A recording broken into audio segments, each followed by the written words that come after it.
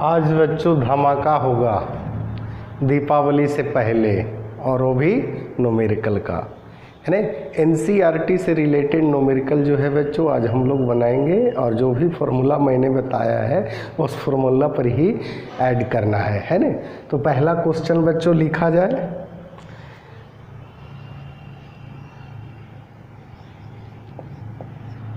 Concentrated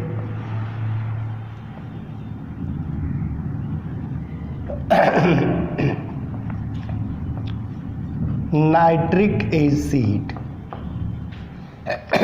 used in laboratory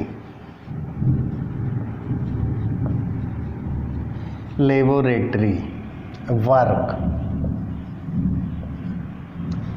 is 68% HNO3 nitric acid by mass in aqueous solution, है ना, aqueous solution.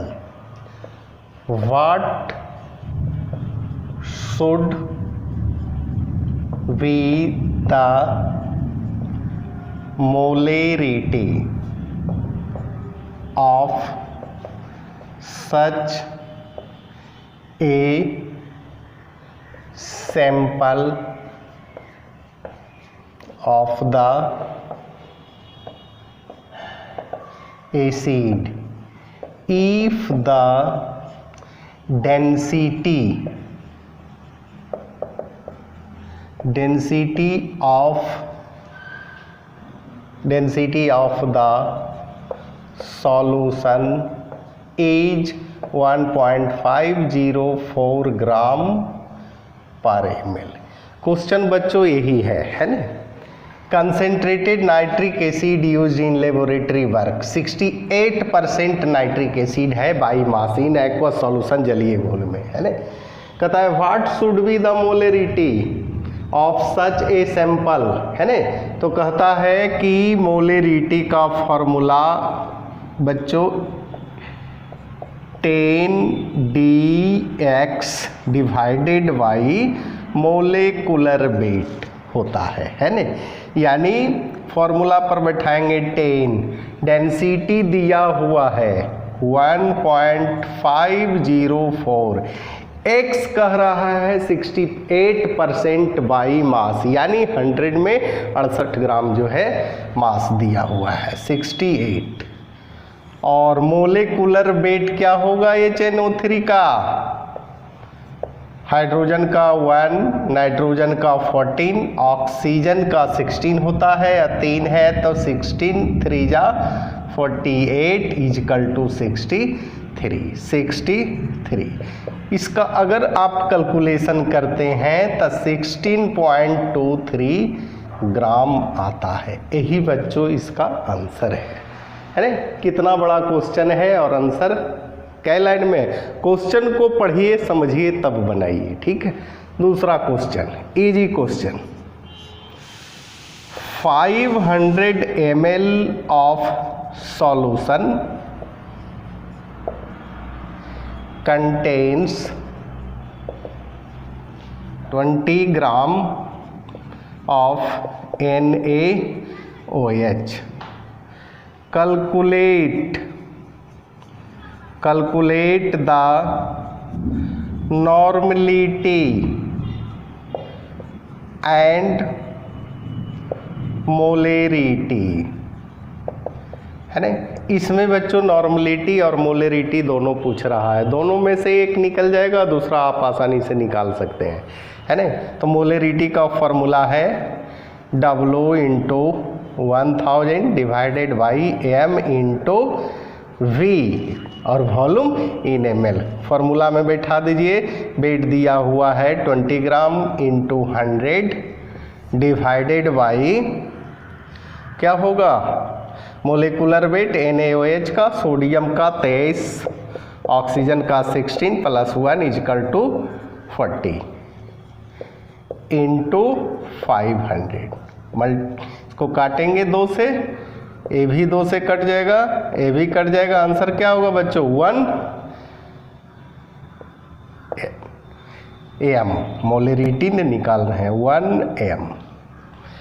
अब कहता है मोलेरिटी निकल गया तो नॉर्मलिटी का फॉर्मूला होता है बच्चों W into 1000 divided by E into V, यानी इक्विवेलेंट वेट अगर NaOH का निकालते हैं है ना 23 16 plus 1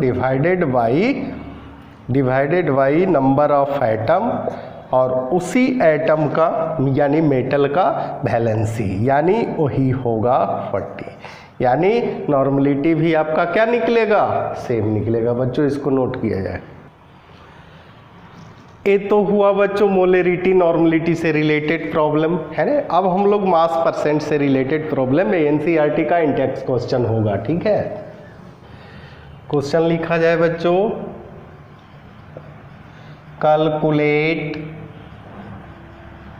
calculate the mass percentage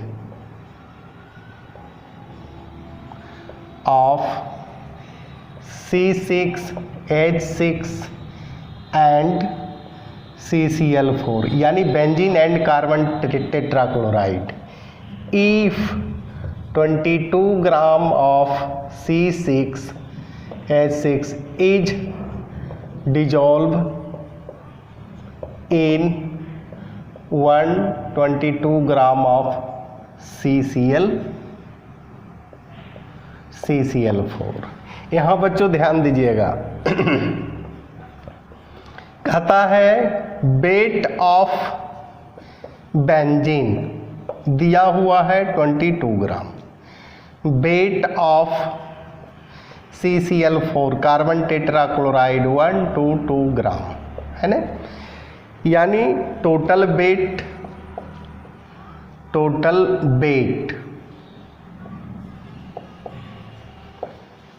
यानी बेंजीन और CCl4 का 122 प्लस 22 कितना हो जाएगा 144 ग्राम, ये हो गया है ना। अब यहाँ लिखेंगे 144 ग्राम सॉल्यूशन, चूंकि दोनों मिल गया, कंटेन्स 22 ग्राम बेंजीन, इसलिए चूंकि माप परसेंटेज पूछ रहा है इसलिए 100 में क्या होगा 22 डिवाइडेड बाई 144 इंटू 100, यही आंसर आएगा बच्चों। और ये जो आंसर आएगा तो CCl4 का क्या करेंगे 100 में इतना को घटा देंगे तो कार्बन टेट्राक्लोराइड का वेट परसेंट आ जाएगा है ना। इसको नोट किया जाए बच्चों। नेक्स्ट क्वेश्चन बच्चों, क्वेश्चन लिखा जाए बच्चों calculate the mass of urea है ना required in making 2.5 kg of 0.25 molal aqueous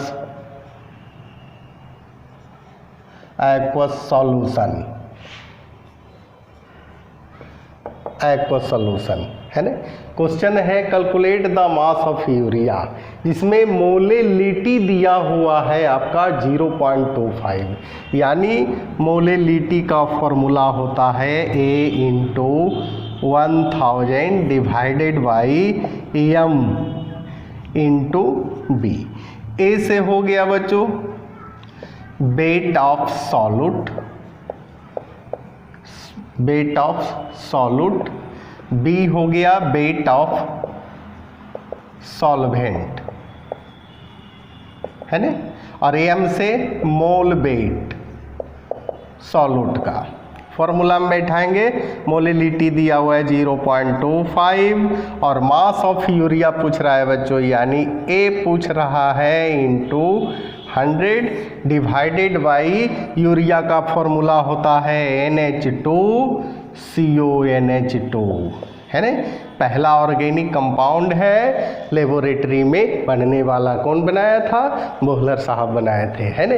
इसका मोलिकुलर वेट 2 नाइट्रोजन है 28 हो जाएगा, 2 4 हाइड्रोजन है 4 हो जाएगा, कार्बन का 12, ऑक्सीजन का 16, टोटल आ जाएगा 60। इसमें बिठा दीजिए। और वेट ऑफ सॉल्वेंट दिया हुआ 2.5 kg, इसको बदलना है ग्राम में, इससे ही कट जाएगा। A equal to 0.25 into 60 into 2.5, है ना। पॉइंट से काटेंगे, 2 जीरो करेंगे, ये भी पॉइंट से काटेंगे, 0 करेंगे, 1 0 से ही कट गया। 25 चौका 100, है ना।